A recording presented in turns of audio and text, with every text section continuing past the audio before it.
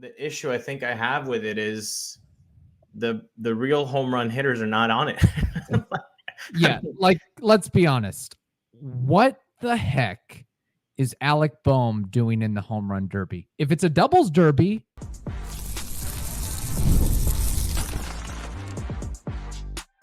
You are Locked On Rays, your daily Tampa Bay Rays podcast. Part of the Locked On Podcast Network, your team every day.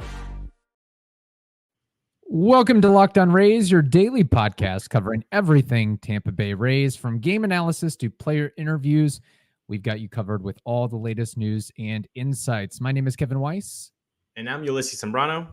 bringing you expert analysis and passionate discussions about our beloved Rays. Whether you're a diehard fan who vividly remembers Longo's Game 162 just like us, Or you remember the early Devil Ray days of Carl Crawford and Wade Boggs? we're here to break down every play, every trade, and every milestone. In fact, this is our sixth season covering the Rays daily. And every season, the Rays have gone to the playoffs, hopefully again in 2024. So grab your favorite Rays gear, settle in, subscribe to our Locked On Rays YouTube channel and other podcast platforms. You can also find us on X and Instagram at Locked On Rays. And this episode of Locked On Rays is brought to you by Booking.com. Yeah, the right stay can make you a fan of any city, even your rivals. Check out Booking.com for your stay today. Do you think Jose Siri is using Booking.com today? 100%. All the I think so time. too. Every day, 24/7. I'm sure there's some, I would imagine with the All-Star break afoot, that is the go-to place. Speaking of that a little bit, busy show today. We'll be discussing the home run derby, if we're excited about it, if we're not. And then the MLB draft. The Rays made a couple additions. The draft will actually be going on through today and maybe tomorrow. It's 20 rounds. So they got a lot of picks that they have to make, less than they had to do a couple years ago when it was a 40-round draft, and then even before that, a 50-round draft. But still a lot of new players that will be coming into the organization. So, Ulysses, the home run derby is tonight. Are you excited? Are you looking forward to it? Or has it become humdrum for you in your adult life? I used to love the home run derby. I still will click into it and watch Yes. some of it for sure, but it's not like it was before. I think most of the issue I think I have with it is the real home run hitters are not on it. Yeah, like, let's be honest. What the heck is Alec Bohm doing in the home run derby? If it's a doubles derby, I'll give him Sure. that. 31 doubles this year. Sure. But he is like fifth on his own team in homers this season. I'd rather have Trey Turner in the thing. He's got as many home runs as Alec Bohm does in 57 games compared to however many games that Bohm has played, which is like 90 plus. You look Like, at the top that's 10. a travesty. You look at the top 10 of most home runs hit this season. Judge, nope. Ohtani, no. Santander, nope. Devers, nope. Soto, nope. What are we doing? And I know that it's their prerogative to not do it, and it's completely understandable. Like we've said multiple times on this show, that look, it's if you've been there before, done that, you might as well skip it and get that rest that you don't really get throughout the season. But in the 90s and early 2000s, mid 2000s, when we were growing up, the home run derby was like the stars went. The Maguire, the Sosa, the Ken Griffey Juniors, like the big guns. It just doesn't seem like as big or as important to the players as it once was. Right. Stars and steroids. That's what we had growing up. And I think the other thing too that probably added to the allure when we were young folk was you didn't have the internet and television as it is today. Like, that was the All-Star break, at least when I was growing up. And, for many years I didn't have cable and so forth. That was the one time I could watch Ken Griffey Jr. and Sammy Sosa and Mark McGwire and Barry Bonds and all these guys on the field at once outside of a Saturday game on Fox Sports or the playoffs, so to speak. So I feel like because the players now are so omnipresent, it's not as much of a surprise that it used to be in the 90s and even before then. But yeah, that is my biggest egregious note on the home run derby tonight. Pete Alonso, I get it. Marcell Ozuna, for sure. Adolis, Gunnar Henderson, looking forward to what he can do. Jose Ramirez, Bobby Witt, Teoscar Hernandez. I mean, there were other guys that, I'd rather see in the derby than some of those guys, but Alec Bohm is what the heck are we doing here? Yeah. 89th in homers right now. But it is interesting from the perspective of I guess we would have to poll kids and youth to see if they're excited about it, because over time and over the years, it's like, well, we're just seeing repetitive home runs for 2 hours straight, 2.5 hours straight. Well, I mean, I think the spectacle, obviously it's, when you're live, it must be insane. Like, I've never been to a home run derby, but Right. It must be just pretty fun. On the TV, it's difficult to capture that, because what do? Do you put the camera on the hitter? Do you do a split screen thing with the audience and where the ball is going? The tracker sometimes is a little bit lagging, so you really don't know how many. It's Right. a bit of an issue to show it on TV. They haven't perfected that.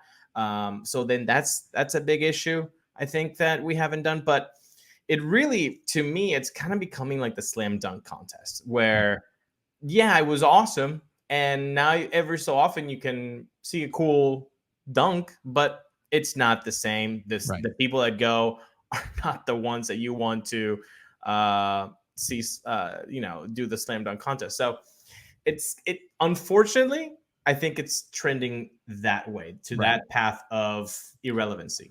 Yeah, and maybe baseball has to step in and say, because I would, and I assume others would be a lot more interested in it if you had those names like you mentioned, like Aaron Judge is participating. Okay, I'll tune in. Shohei Ohtani's participating. Okay, I'll tune in. Sure. Juan Soto's participating. Okay, I'll tune in, because I love sports. You love sport. Kevin Weiss loves sports, and we love them so much. We never want them to stop. But as the NBA playoffs are done and we only got baseball, well, FanDuel still lets you keep the sports going whenever you want. So all you have to do is open the app and dream up bets anytime that you're in the mood. This summer, FanDuel is hooking up all customers with a boost or a bonus daily. That's right. There's something for everyone every day, all summer long. So head over to FanDuel.com. Start making the most out of the summer. FanDuel, official sports betting partner of Major League Baseball. Baseball season is moving right along, and you can make some cash over on Prize Picks, whether it's stolen bases, home runs, or hits. Take your pick of more or less and add them to your Prize Picks entry. With how well some of the Rays players are doing lately, you can turn $10 into $100 with just a few taps. Download the app today and use code LOCKEDONMLB, LOCKEDONMLB, for a first deposit match up to $100.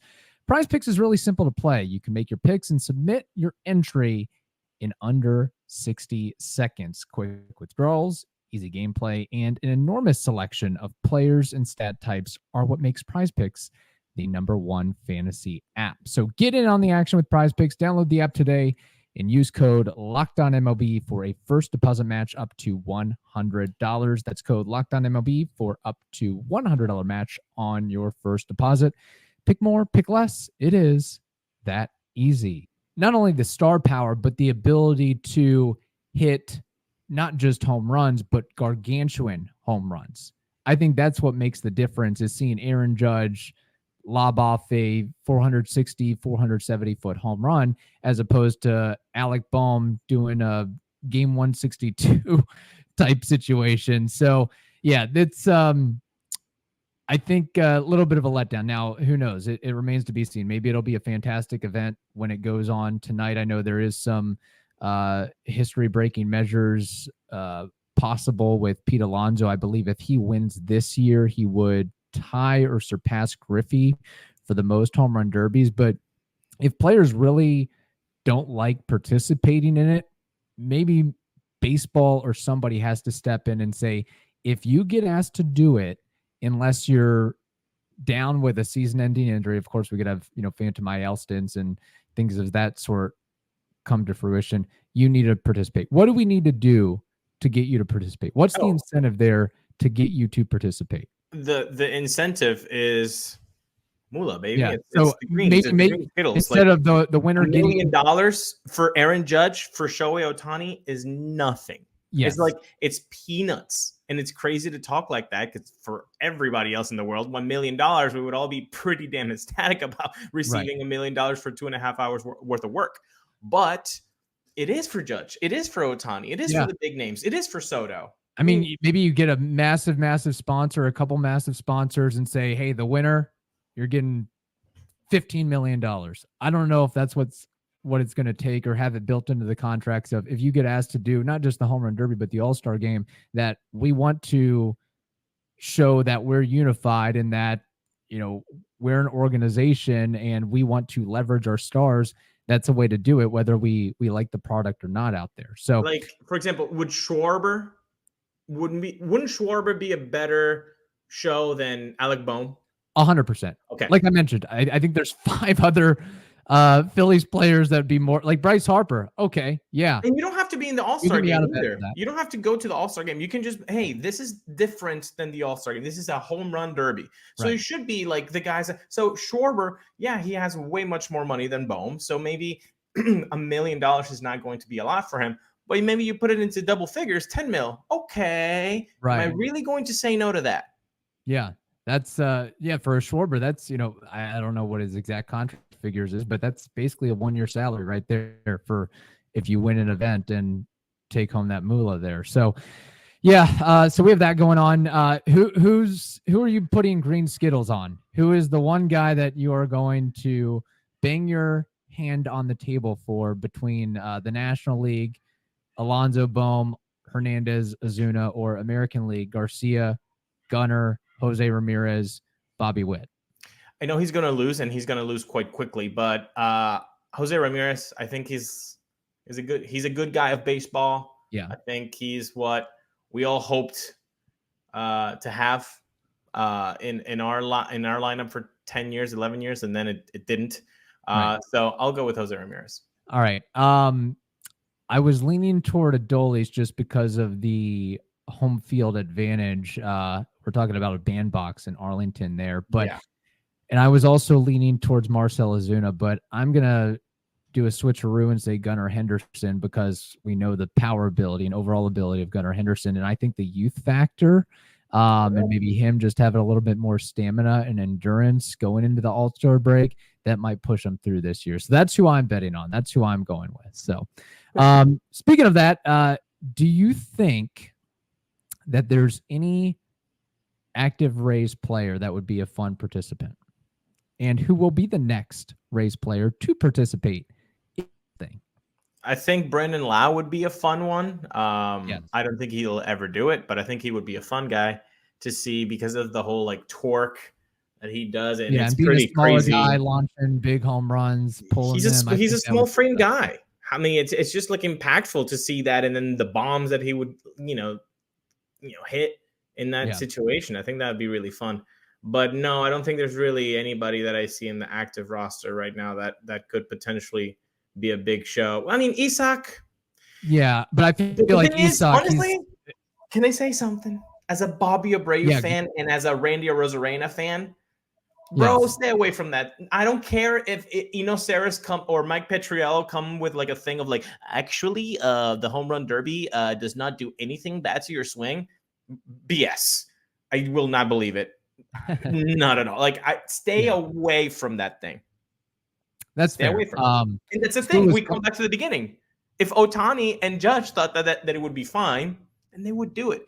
But maybe the biggest stars, the ones that have the most money riding on their health, on their production, say, you know what, fam? I don't need to screw up my swing. Yeah. For $1 million. That is fair for sure. I think Isak would really have to do something to get into the limelight first half of the season. He would probably have to hit well over 20 to get the invite over a guy like Alec Bohm, for example. So what we may be looking at is a guy who's not even on the Rays roster. The next Rays participant in the home run derby may be Junior Caminero or Xavier Isaac, somebody of that ilk, Right. I suppose. So, all right. Yep. Hit it up in the comments there if you're excited about the home run derby. We'll, I guess I'm like Ulysses in the sense that I'll tune in, check some highlights, but I'm most likely not going to watch the thing from start to finish. We have more to discuss, but first, this episode of Locked On Race is brought to you by Booking.com. Booking.yeah. With summer travel heating up, especially travel for baseball games, it's time to explore those U.S. cities you always secretly wanted to learn more about, including our rival cities. You're talking Baltimore, New York, Boston. In fact, Kevin, it was just in Boston. He had a great time because guess what? He used Booking.com. So they've got everything, people. I mean, from hotels that look over stadiums to family-friendly resorts, Booking.com has so many choices across the U.S. for your summer travel this MLB season. So the right stay can make you a fan of any U.S. city, even your rivals. Book today on Booking.com on the site or in the Booking.com app today. make the switch to Locked On Sports Today. Locked On Sports Today brings you can't miss analysis, opinions, and news, streaming 24/7 on YouTube or the free Amazon Fire TV channels app, part of the Locked On Podcast Network, your team every day. All right, Ulysses, another notable baseball-related function is the MLB draft. The first round or the top couple picks were made on Sunday, and the draft is continuing through this week as well. I guess I'll throw out the question, what brings you more excitement, the home run derby or the MLB draft in its current iteration? That's a tie. Yeah. It's a tie for apathy. Is that the answer that you have? Indifference. I don't know. Look, the home run derby is still fun to see a few bombs. The draft is fun too, because you get to see like human beings that have worked for most of their life achieve something that they and their families and friends were hoping to happen. And then you can see the holy crap, it happened moment to them. Like, that's an amazing thing. That's Right. an amazing thing to see those images, those videos of those families and those kids. Like, awesome. The problem with baseball's draft, which you as a connoisseur of American football knows, it ain't the same.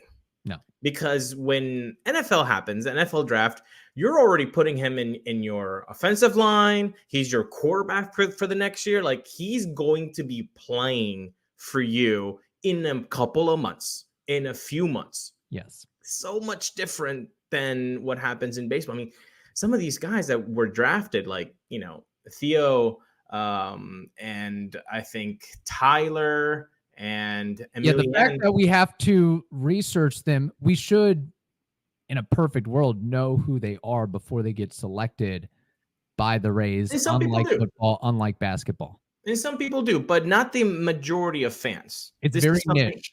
It's very niche. So Theo, Tyler, and Emilian, like the first three picks, awesome, fantastic. But you're not going to see. I mean, Theo and Tyler were high school drafts, peeps. Yes. So these are high school, like 18-year-olds. So you're not going to see them for the next like 5 years. Right.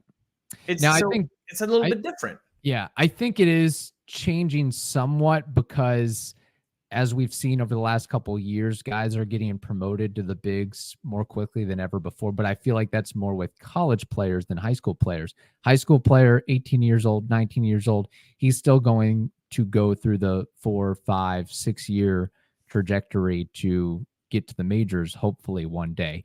Yeah. And I just don't see a world where that changes unless MLB really decides to contract the minor leagues and you have like 2 levels and you have no choice but to call them up after a certain period of time. And the other thing too is with the MLB draft, it's not taking into account all the international players that have so much success. A lot of the players from Latin American countries, Japan, elsewhere, those aren't really accounted for in the MLB draft. It's just more or less an American draft.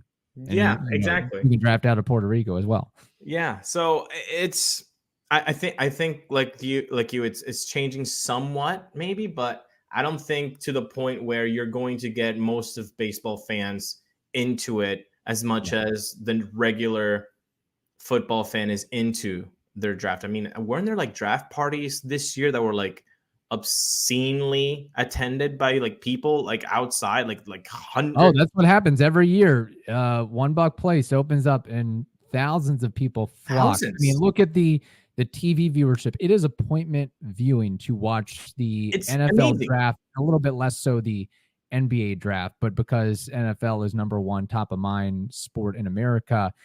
And I think also what helps that is it's in the off season. So you have a dedicated event that is, hey, it's football all the time here. I mean, it is really gotten to the point where you literally have podcasts out there. There is a Locked On NFL Draft podcast.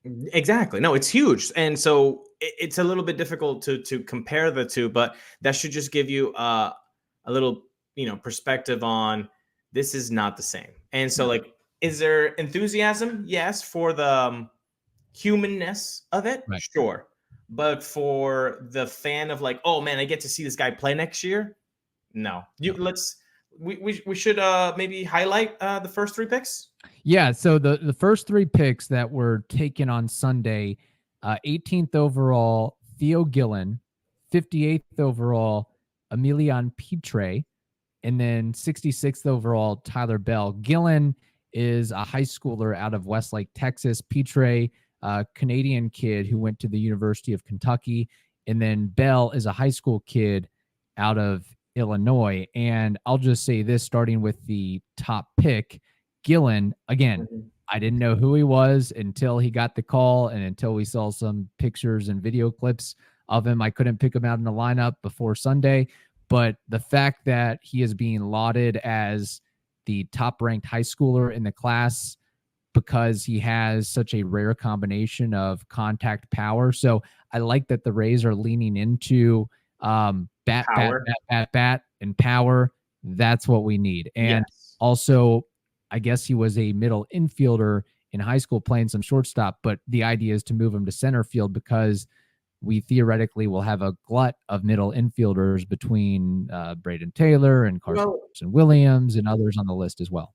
With the middle infielders, there's a little bit of a logjam because there's like, I think it's 28,000 middle infielders that we have now. So there's a little bit of a logjam there. But hey, he could move to center field. They're talking that he's very athletic. He has plus power. And he's not going to stick at shortstop because of a labrum surgery that he had. So maybe that gets better. But if they're already, saying that he's not going to stick, there's probably going to be like left field, center field, maybe. But I think the Rays, just like Xavier Isaac, they picked a guy who comes from an injury background. He's a high school pick. This could be the next market inefficiency that the Rays have found, with these high school injury history kind of guys. Right. No, it could be. And what's funny about the Isaac pick is that was like way off the radar because at least the reports on Gillen were, okay, we know the injury history, but the people that scout him know who he is, where Isaac kind of came out of nowhere with, why are the Rays drafting him in the first round and not like the 6th round? So I think there was always that idea that Gillen would be a first half pick or a top 20 pick, top 15 pick, whatever it may be. So Theo Gillen, you're on the clock. You're our center fielder of the future after Chandler Simpson. That's my succession plan. Is Chandler Simpson is the center fielder for the next couple years, and then after that, Gillen can come in and play center or move to one of the corner outfield spots. That's my idea. Now with Pitre, second baseman, and the report on him is he's a little guy who can hit and performed well in the SEC. So he's got contact performance against SEC competition. That is not something to take lightly. And then Tyler Bell is defense-oriented, rare switch hitting shortstop with projectable power. Yeah. So in Bell, you got that switch hitter, which obviously it can always help you out. And also you have to think about, like, I think, maybe not with the top 3 picks, but you're also rounding out your system. You're Yes. also kind of, not all of them are going to be making it. So you need to, have some squads. You're making up a minor league team as well. So, I think with picking 2 high school guys out of your first 3 picks, I think should tell us something. I think the Rays are hoping more of the lottery ticket that you hit one, because with college guys, you already have most of the human development done, like the living alone, like the knowing how to take care of stuff outside of your job. The things that we all do. When you're 18, you know nothing about this. So that's another tack of development that you have to do in order for these kids to also grow into working adults that have their life put together. So because of that, there are some teams that might not want to take that risk of the outside noise, the Josh Saleys of the world attitude. So it just seems very interesting to me that they're going for these young guys because it could be high risk, high reward. Right. Now it seems to be working as of late. Again, we have to see what they can do at the major league level, but there was a period of time, and we talked about this a couple of weeks ago, where the Rays just would totally flame out on their first round picks. But it seems like, based on the performances in the minor leagues of some of their recent first rounders, that they may have figured something out, or they've learned and grown from their experiences between Braden Taylor and Adrian Santana, Xavier Isaac, Carson Williams, Cooper Kinney. That's a pretty good list of dudes that are thus far living up to expectations in the minors. So you hopefully believe that will continue to be a trend for this organization going forward. So there it is. Just give us till, I don't know, 2029, 2030 to see if these guys work out and become something one day. And I'll also be curious to see who they select in the rest of the draft as well. Usually there's some interesting storylines and backgrounds. In fact, I think there's a possible draftee that is ambidextrous. I guess he can throw left and right as a pitcher. I can't recall his name off the top of my moment, but that would be up the Rays' alley of a quirky pick like that. So stay tuned for that. All right. In the meantime, hope you all have a wonderful day. Stay safe, and we will talk to you tomorrow.